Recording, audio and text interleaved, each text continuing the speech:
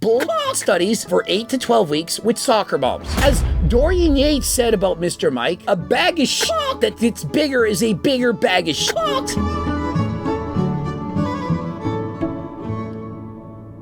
Coach Greg, in today's video, Jeff Nippard outs himself, and I'm not talking about that he's Mike Israel's boyfriend, nor his videographer. I'm talking about the fact that 1 year ago, he released a video where he says, you know what, science got it wrong, that you should only be doing 1 set per body part, and that set should be done hard.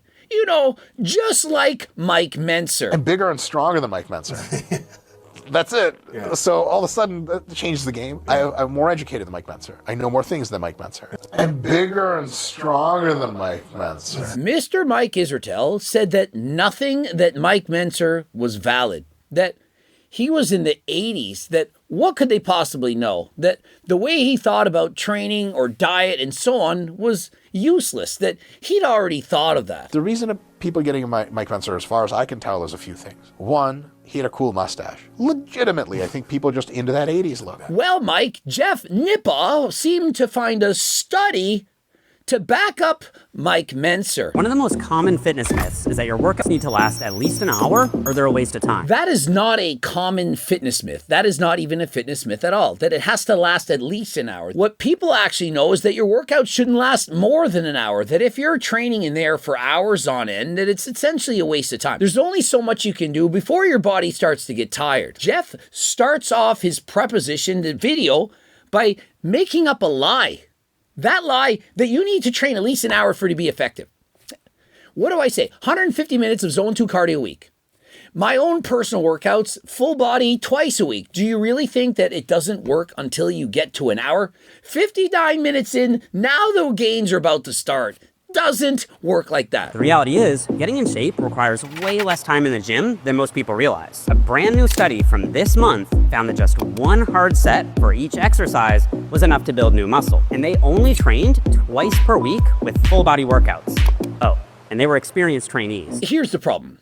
They did 1 set per body part and they were experienced trainees. That means that these soccer moms had trained at least 6 months. Now, I'm not going to go out on a limb and say that this study versus the other studies is right and they are all wrong.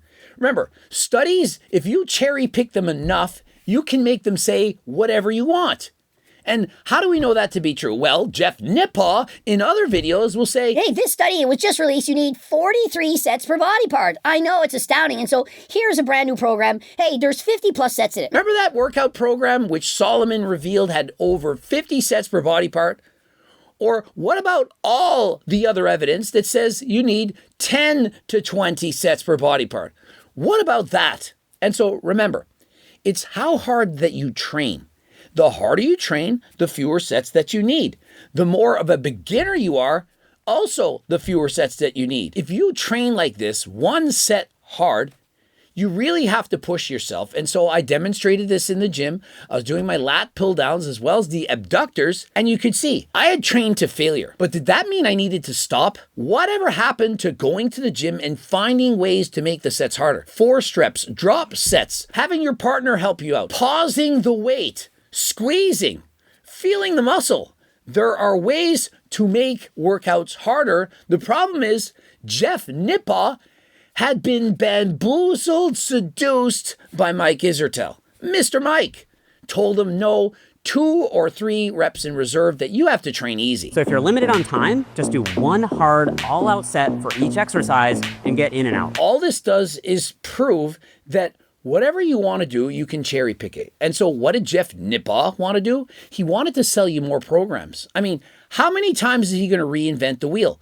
He has a training program for this, a new training program for that, a new training program for this. Every couple of years, he releases a new training program and says, based on science, this is how you need to train. He says he did an experiment and he put on all kinds of muscle and he did that while being in a calorie deficit. And so this is the kind of training that works if you're in a deficit.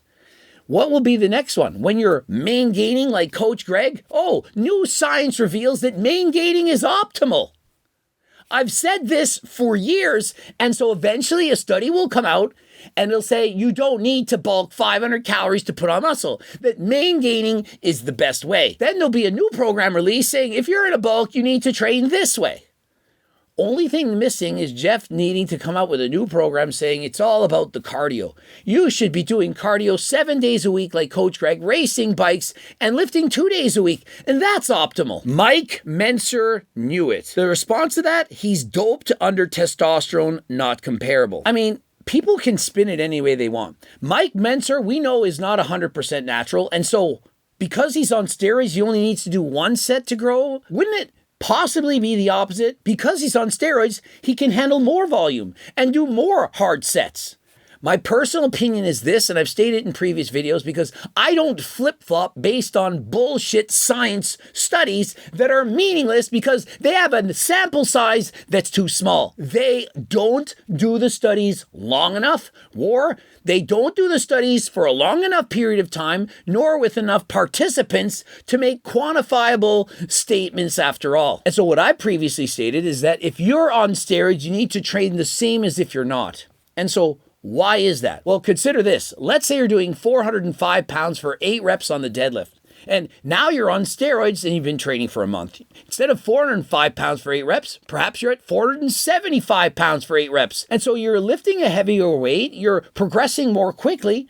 Every week, perhaps you're getting stronger. And if you're not lifting a heavier weight, you're doing the same weight for more reps. And so you are, in essence, training harder than last time. But Coach Greg, you should train harder. You should do more sets because you're on steroids. Well, you are training harder. And yeah, you are on steroids. That's allowing you to recover quicker because you are, in fact, training heavier. Think of it. Every day you go to the gym, you're lifting 10 more pounds than you were the previous week. That is placing more strain on the body, and so you're able to recover better because of the steroids. It's allowing you to do what you're doing. Whether you're natty or not, your goal, you go to the gym and train harder than last time. Say it with me.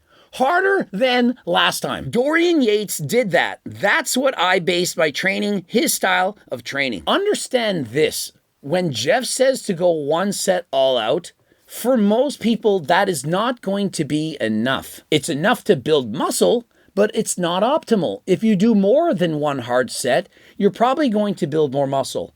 When you looked at Dorian Yates' style of training, his 1 hard set perhaps took a couple of minutes. He didn't just go to failure, he went to failure and beyond. Consider this, if you're doing that lat pull down set and you're using strict form pulling all the way down and you hit failure, you can't do a single other rep. If you use a bit of body English, we like to call it, we move a couple of inches, we perhaps stretch, we sway some, we can force out a few more reps on our own. And if we really concentrate, or if we go to level 4 like Mr. Mike Isertel, and we start speaking in Russian, we summon the demons, we can push ourselves even more. How hard do you want to go? If you want to go to level 4, if you want to push harder than you've ever had in your life, then 1 set most likely is enough. But if you're holding back just a little bit, where you know you could have gone a little bit more, did you have another half of rep in the tank? Then why did you stop? Why didn't you add 5 half reps after you hit failure? If you have anything left, then you have to rest and repeat in order to get enough volume to stimulate maximum hypertrophy. Mike Menser style. Mike Menser heavy duty program. Mike Menser. Mike M was right. How many comments are about Mike Menser? A lot. I'm bigger and stronger than Mike Menser. That's it. Dr. Mike, first of all, I hope that you're being like tongue-in-cheek, kind of humorous. Otherwise, I fear either for your eyesight or your mental health. Because obviously, your physique's nowhere near Mike Menser. Dorian Yates would listen to Mike Menser and says, you know what? Maybe I should train even less. I'm already doing less volume than most people. Like, essentially, people just do what other people do. And so if you see everyone out there doing 20 sets per body part, all the IFBB pros, all the bros of the gym, all the Jeff Nippard and Mr. Mike videos saying do 20 sets, you're probably going to do 20 sets.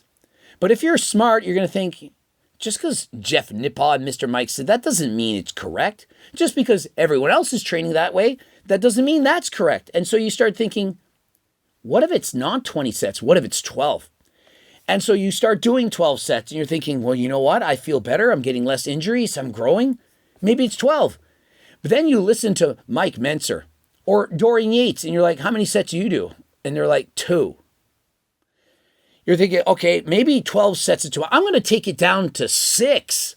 And then if you try 6 sets and you get even better results than at 12, well, you're on to something. And that is science-based lifting for real. It's not reading a bunch of cherry frickin' pick studies that Jeff Nippard and Mr. Mike read that said et al. Oh, Samuel Coling et al., Brat Frauenfeld et al., this guy et al., they said this is what it's all about. Bullshit studies for 8 to 12 weeks with soccer moms. We need to stop thinking that sets with low sample sizes and short training periods can tell us anything. And as Dorian Yates said about Mr. Mike, a bag of shit that gets bigger is a bigger bag of shit. Maybe you need to ask yourself whether it's worth it, mate, because a bag of shit that gets bigger is just a bigger bag of shit. Still a bag of shit. You know what I mean, mate? And so if you have a few poorly run studies that say this and say that, and they're done ineffectively, and then you have more of those studies that say the exact same thing, a bag of shit that becomes bigger is still a bag of shit. And so just because there's several studies saying the exact same thing, if they're all done poorly, it doesn't tell us anything. And so if you want to be a true science-based lifter, experiment on yourself, because guess what? We're all unique. We're all different. We all have different muscles. You all know there's slow twitch muscle fibers, there's fast twitch muscle fibers. We're going to type them type 1, type 2, type 2A, type 2B. Each muscle is different. And even if you look at an EKG study, oh, this targets this specifically, this is the best for that person, for those people in that study, but what about you? Our shoulders are built different. Some have wider clavicles than others. Our form is different. Our technique is different. And with every tweak to your technique, you need to make the changes that are best for you. And so the next time you look at a Jeff Nippard video or a Mr. Mike video, ask yourself this. Do they use strawberry flavored Sweet and Blow? Because it's just as valid a question as what they're doing. They have a theory, a thought, and rather than saying, I think this, I think that you should do less volume, they just plug it in on ChatGPT and say, find me a study that kind of verifies what I'm thinking.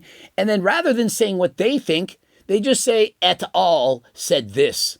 And so they hide behind the science. Trust me, there's studies for everything. How would you feel if every year or two I came up with a new diet and cookbook? This year it's low fat, low carb, high protein. And in 2 years from now, I say, new studies reveal that, hey, lower protein diets increase testosterone more. And so that's the new diet. And now no fruit and vegetables, it's keto. Oh, and this new study said this, the Mediterranean diet is best. Oh, no, I just saw a new study and it said that the carnivore diet is best. And every 2 years, I sold you a different diet. I absolutely could do that. If all I cared about was making money, you have to change things up. Change the program.